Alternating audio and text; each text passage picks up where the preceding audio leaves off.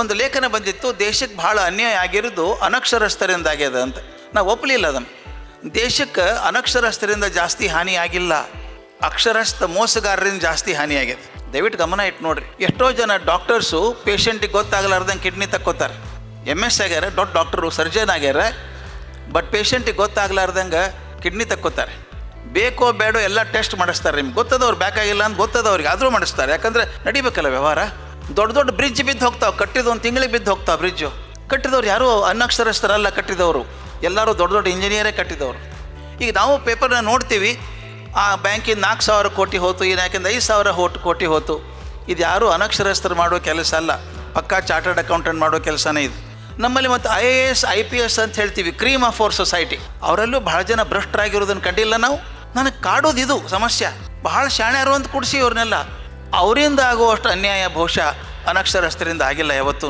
ನಾನು ಅದೇ ಪ್ರಶ್ನೆಗೆ ಯಾಕೆ ಹಿಂಗಾದ್ರು ಅವರು ಅಂತ ನನಗೆ ಉತ್ತರ ಸಿಕ್ಕದೇನು ಅಂದರೆ, ಅವ್ರ ಬಾಲ್ಯದಲ್ಲಿ ಸರಿಯಾಗಿ ಮೌಲ್ಯ ಶಿಕ್ಷಣ ಸಿಕ್ಕಿದ್ರೆ ಅವ್ರು ಹಿಂಗೆ ಆಗ್ತಿದ್ದಿಲ್ಲ.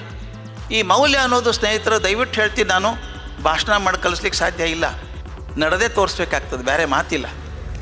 ಮನ್ಯಾಗ ಅಪ್ಪ ಮಗ ಹೇಳ್ತಾನ, ಸುಳ್ಳು ಹೇಳ್ಬೇಡ ಮಗನ ಅಂತಾನ. ಹ್ಞೂ ಅಪ್ಪ ಅಂತಾನವ. ಒಂದು ಫೋನ್ ಬರ್ತದ ಅಪ್ಪಗೆ, ತಗೊಳ್ಳೋ ಮನಸ್ಸಿಲ್ಲ ಅವನು. ಹೆಂಡ್ತಿಗತ್ತಾನೆ, ಇಲ್ಲ ಬಲ್ಕೊಂಡಾರ ಅಂತ ಹೇಳ್ಬಿಡು. ಹುಡುಗ ನೋಡ್ದ ಅಪ್ಪನ, ಈಗ ತಾನೆ ಅಪ್ಪ ಏನು ಹೇಳಿದ್ದ, ಸುಳ್ಳು ಹೇಳ್ಬೇಡ ಅಂತ ಹೇಳಿದ್ದ. ಈಗ ತಾಷ್ಟೇ ಅಲ್ಲ, ಹೆಂಡ್ತಿ ಕಡೆದು ಸುಳ್ಳು ಹೇಳಿಸ್ತಾನ. ಇದೇ ಥರ ಒಂದು 4-5 ಸಲ ಆದರೆ ಏನಾಗ್ತದೆ ಗೊತ್ತದ, ಹುಡುಗ ಗೊತ್ತಾಗ್ತದೆ. ಫೋನ್ಯಾಗ ಸುಳ್ಳು ಹೇಳಿದ್ರೆ ತಪ್ಪಲ್ಲ. ಅವ್ನು ಕ್ಲಾಸ್ ತಪ್ಪಿಸಿ ಸಿನಿಮಾಕ್ಕೆ ಹೋಗ್ತಾನೆ, ಅಪ್ಪ ಫೋನ್ ಮಾಡ್ತಾರೆ, ಎಲ್ಲಿದ್ದೀವೋ ಮಗನ ಅಂತ ಕೇಳ್ತಾರೆ. ಅವ ಫೋನ್ ಕವರ್ ಮಾಡಿಬಿಟ್ಟು, ಅಪ್ಪ ಸ್ಪೆಷಲ್ ಕ್ಲಾಸ್ ನಡೆದು ಆಮೇಲೆ ಫೋನ್ ಮಾಡ್ತೇನೆ ಅಂತಾನೆ. ಅವ್ನು ಸುಳ್ಳು ಹೇಳಿ ಕಲಿಸಿದವ್ರು ಯಾರು? ನಾವೇ ಅಲ್ಲ. ಇದು ಭಾಳ ಮುಖ್ಯದ ಪ್ರಶ್ನೆ. ಮಕ್ಕಳಿಗೆ ನಾನು ಮೌಲ್ಯ ಹೇಳಬೇಕಾದ್ರೆ ಮೊದಲು ನಾನು ಮಾಡಬೇಕು.